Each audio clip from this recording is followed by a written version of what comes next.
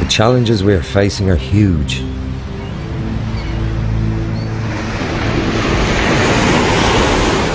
These waves of change threaten our way of life. A broken economic system, job losses, resource scarcity, rising prices.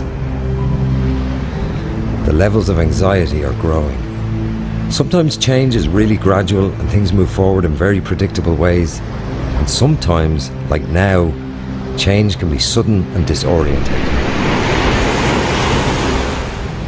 How do I cope? How do I develop my resilience to thrive in these difficult times? The waves are getting bigger, but what should I do? How can I be a catalyst for change? Resilience is about recovering from shocks and adapting to change.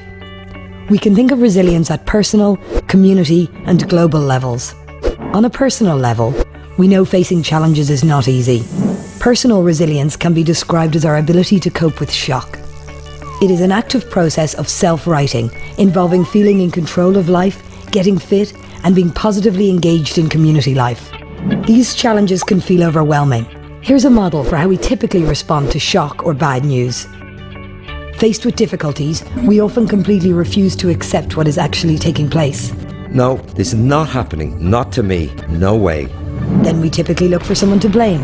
I can't believe they did this to me. It's just not fair. Bargaining follows. Please, I'll do anything. And then depression. Oh no, I'm doomed.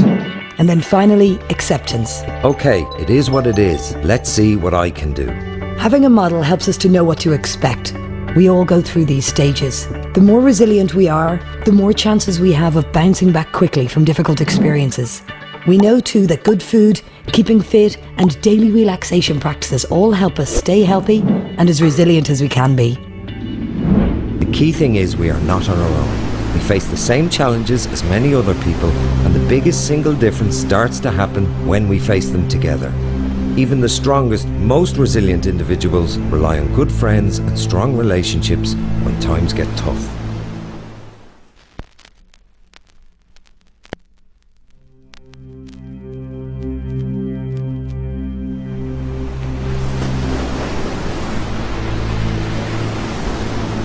With a little ingenuity and collaboration, we could probably surf even the most mighty waves of change and figure out how to thrive in these uncertain times. Learning how to surf these waves is what resilience is all about. But how do we manage the changes rather than letting the changes manage us? How do we do this together? Community resilience is about finding a positive way to face change together. It is about building on a community's strengths and realising that people are the greatest asset a place has, and we need more change makers, placemakers, and social entrepreneurs.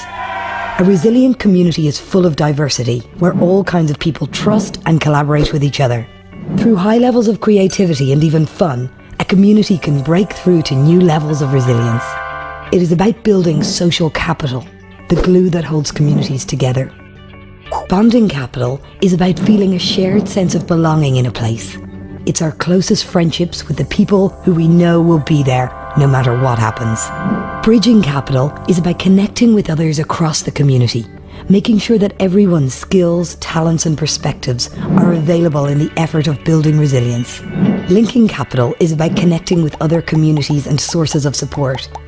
Places with strong linking capital are confident that they can call on outside help when it's really needed. So, social capital is like an unbreakable fabric that weaves communities together. When we share a common cause and vision of what is possible, we can change anything.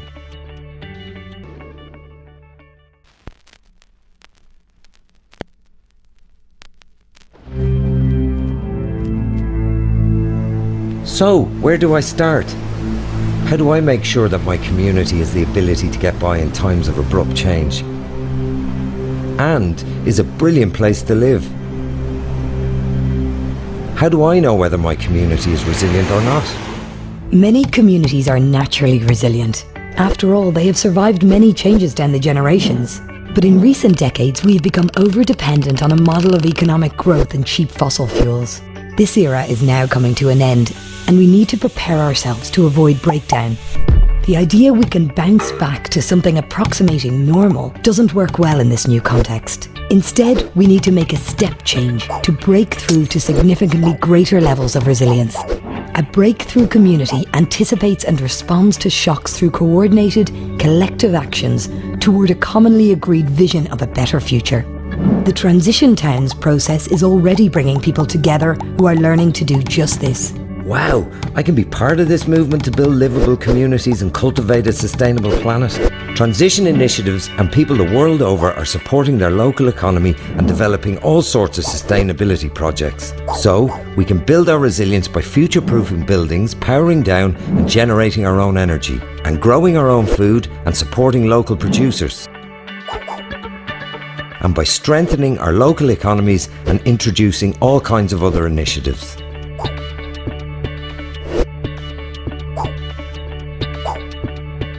We are all global citizens and the crew of this planetary home we share. Don't be a passenger. Let's engage with the change initiatives that are going on locally and share what works globally.